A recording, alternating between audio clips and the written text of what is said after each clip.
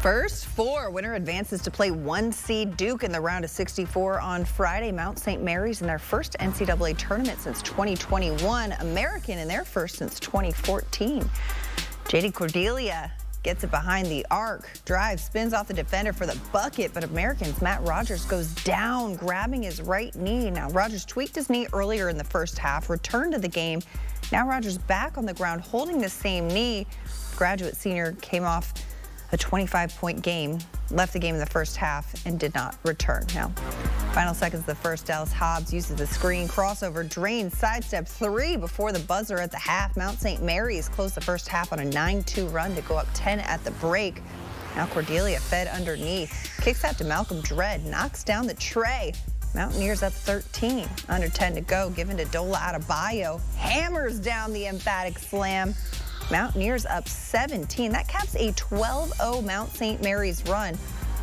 They were up 5 at the start of the run. They ended up 17. Now, 2 minutes later, Cordelia dishes to the crashing Adebayo.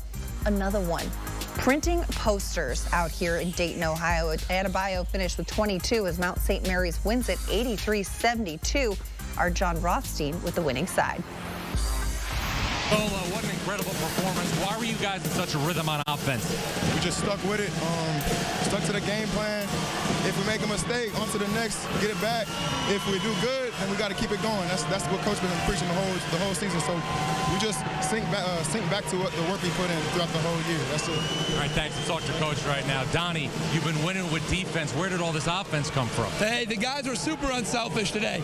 They were able to, touch the paint and then sprayed the ball out and shared with no hesitation. We talk all the time about we just want the Mount to score. I don't care if it's me or him or somebody else. As long as the Mount scores, then we get points and we can win a game. What have the last couple of weeks been like for you? It's been unbelievable. These guys, to watch them battle this adversity and always just have an undying will, it's so much fun. All the best. Travel safe. Thanks, Sean. So we've got another first four game in the books. Mount St. Mary's cruises past American 83-72. Joined now for more on this one by CBS Sports college basketball analyst Adam Finklestein. And Adam, first of all, this game seemed like a decisive victory for the Mount from start to finish. What did you make of that one? Well, you got to give Donnie Lind a ton of credit. They just did a terrific job with that game, with that team. They dominated the paint with both Cordelia and Adebayo having career highs. Listen, Mount scored 80 points in the game. They weren't going to lose if they got 80. They shared it well. They dominated the paint. That was the story.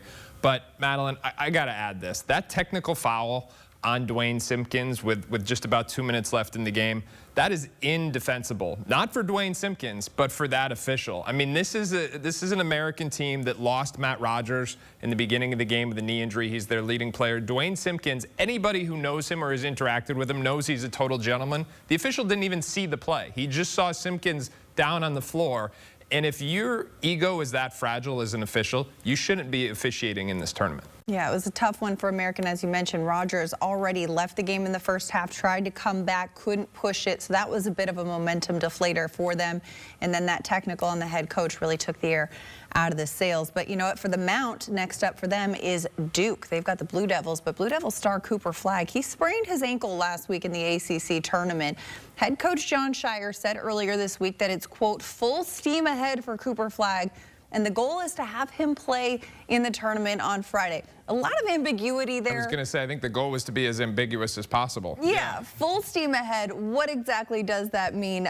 If you're Duke, though, how important is it to have Cooper Flagg on the floor? It's not very important, at least not on Friday. Now it's going to be very important on Sunday as you get a look at that ankle injury. Remember, that was early in their first round game in the ACC tournament. They went on to win the ACC championship. So I think they're not going to have a problem with Mount, considering the games they've just won without Cooper.